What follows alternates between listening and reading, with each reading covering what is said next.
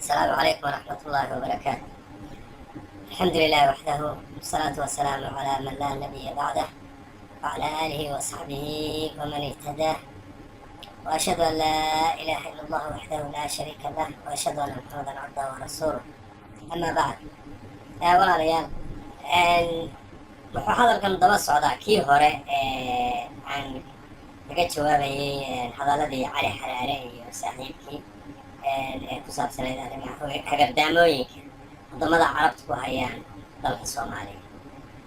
kaas ayuu daba socdaa. marka si aanay maaragtay wixii aad ula wada socotaan, waxaa fiican markaad cajalkan inaad kii ka horreeyay daawatid. waana arkaysaa jalku ku jira ka horeeya daawo si ay wixii xiriir u noqdaan oo maaragtay ay aad ula qabsatid mawduuca.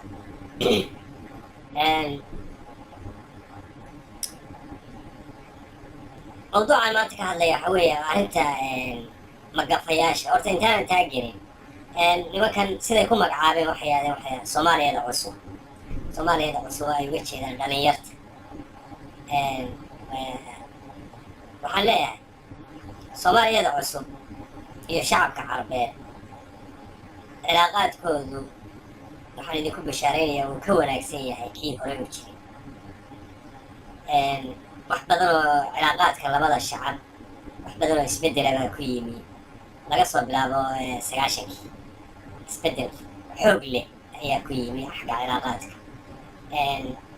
cilaaqaadku ma wanaagsanay wixii 90-kii ka horreeyay. cilaaqaadku ma wanaagsanay, laakiin wixii 90-kii la gaadhay cilaaqaadku aad u wanaagsan yahay. sababaha keenayna waxaan ku sharxi doonaa qaybaha ugu dambeeya barnaamijkan ayaan ku sharxi doonaa. laakiin maanta waxaan ka hadlayaa arrinta magafaha iyo dadkan Soomaaliyeed ee tahriibaya. dadkaasoo sida ay sheegayaan cali iyo ay leeyihiin de wax ka dambeeya carabta Soomaaliya. inkastoo qiray inay de Soomaaliduna qayb ka yihiin, haddana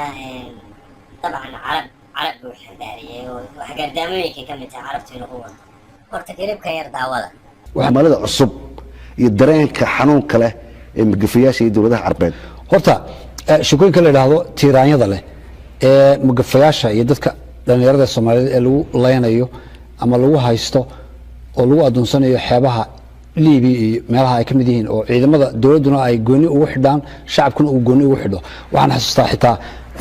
2007 2008 9 10 xilliyada waxaa jirtay xitaa safaaradda xilligaa meesha ka dhisnayd ayaa qayb ka ahayd dadka la qabanayo, lacagaha la soo dirayo boqolkiiba qayb bay iyaguna lahayd safaaradda Soomaalidu. marka waxay ahayd wax laga ganacsanayay oo business ah,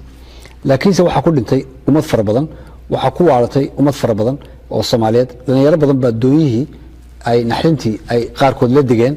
oo doonyo daldaloola iyo doonyo khariban oo aan munaasib ku ahayn biyo dul maraan ayaa laga karin jiray. marka waxaa soo dhibaatay weli way jirtaa xilligan way socotaa.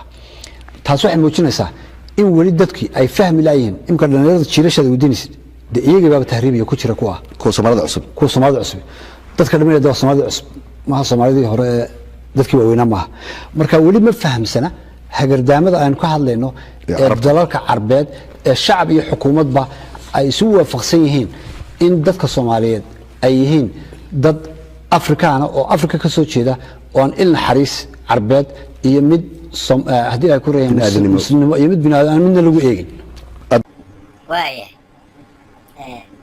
أنا أردها حكم الجيران koox mujrimiina dal walba waa laga helaa inagayna ku jiraan dalalka carabta dal kasta kooxa mujrimiina way ku jiraan laakiin waxaas wax lagu qiimeyn karo maaha shacabka iyo dowladda waddankaa ka jirta toona wax lagu qiimeyn karo maaha marka aad mawduuca caynkan aynu ka hadlayno waxaa fiican inaynu si cilmiyeysan oo maaragtay diraasad aad ku samaysay aad uga hadashid sida kii shalay aan soo sheegay oo kale yani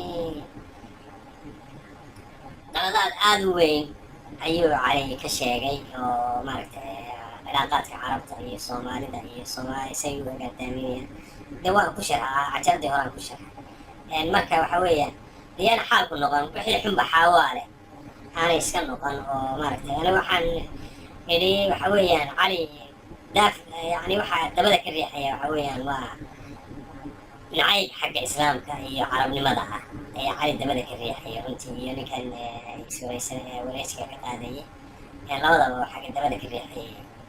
nacayb islaamka iyo maaragtay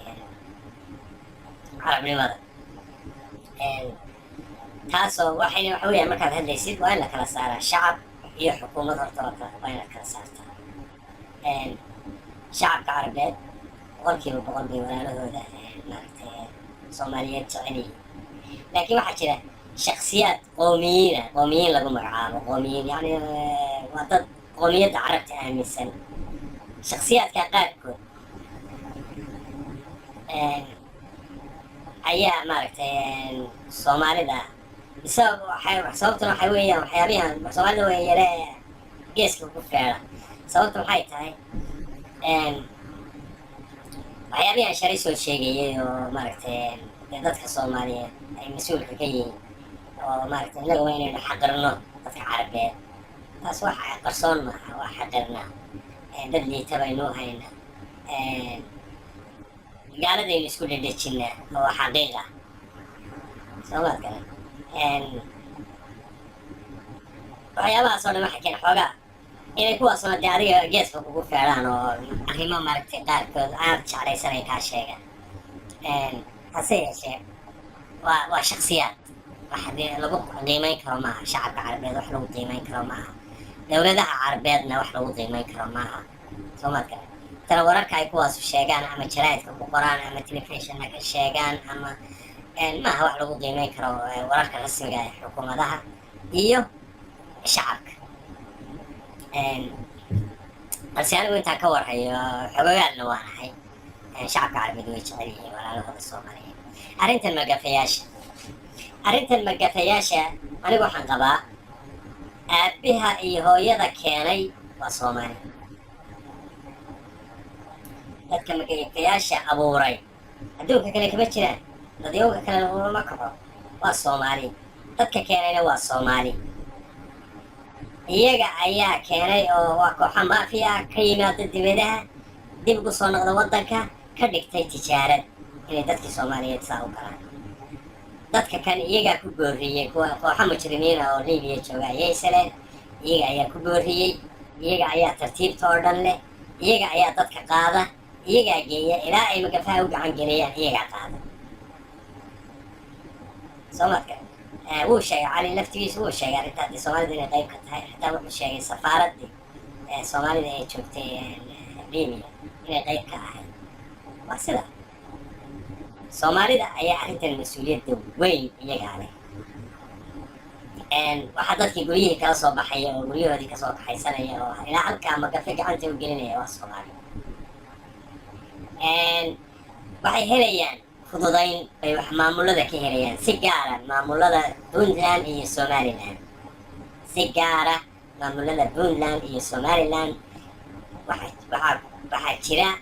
mas-uuliyiin la shaqaysa magafayaasha